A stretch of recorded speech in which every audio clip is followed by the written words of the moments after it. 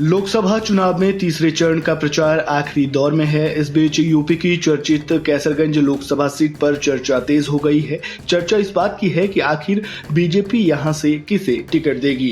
क्या यौन उत्पीड़न के आरोपों में घिरे बृजभूषण का पत्ता कट जाएगा? बीजेपी के टिकट को लेकर खबर ये सामने आई है कि यहां बाहुबली सांसद बृजभूषण शरण सिंह का टिकट कट सकता है और उनके छोटे बेटे करण भूषण सिंह को यहां से चुनावी मैदान में उतारा जा सकता है। पार्टी सूत्रों का कहना है कि बीजेपी आलाकमान की बृजभूषण शरण सिंह से कैसरगंज लोकसभा सीट के उम्मीदवार को लेकर फोन पर बात हुई। बृजभूषण के छोटे बेटे को कैसरगंज से पार्टी लोकसभा का टिकट दे सकती है। बृजभूषण शरण सिंह कैसरगंज से मौजूदा सांसद है, लेकिन महिला पहलवानों से यौन शोषण के आरोपों की वजह से उनके टिकट को लेकर लंबे समय से सस्पेंस बना हुआ है।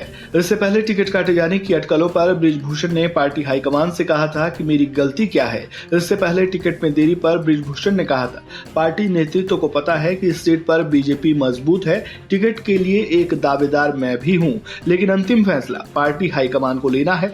पार्टी तय करेगी कि उम्मीदवार कौन होगा।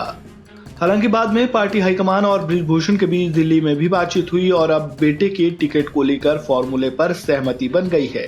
बृजभूषण का कैसरगंज के अलावा आसपास की 3-4 सीटों पर खासा प्रभाव है। पिछले दिनों इस बार के चुनावी मैदान में उतरने को लेकर वे खुद संदेह जताते दिखे थे और उस पर दिल्ली की राउज एवेन्यू कोर्ट ने भी लगभग मुहर लगा दी। दरअसल कोर्ट ने बृजभूषण को राहत देने से इनकार कर दिया। कोर्ट ने साफ किया कि उनके खिलाफ दर्ज मामले की दोबारा जांच नहीं होगी।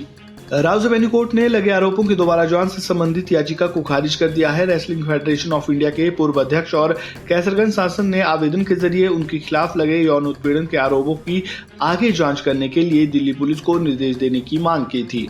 बताया जा रहा है कि 7 मई को पहलवान यौन उत्पीड़न केस में कोर्ट आरोप तय कर सकती है। वही है वही जो राम रच रहा था।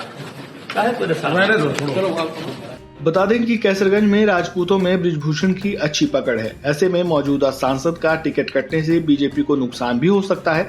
जातीय समीकरण की बात करें तो स्वर्ण बाहुल्य कैसरगंज में ब्राह्मण मतदाताओं का संख्या बल है, जबकि 18% के करीब दलित और 25% मुस्लिम आबादी बताई जाती है।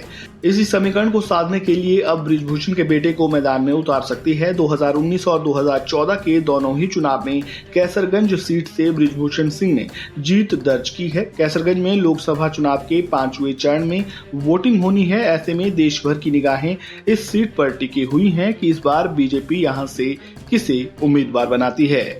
इस खबर में फिलहाल इतना ही। खबरों से जुड़े ताजा अपडेट के लिए बने रहे वन इंडिया हिंदी के साथ।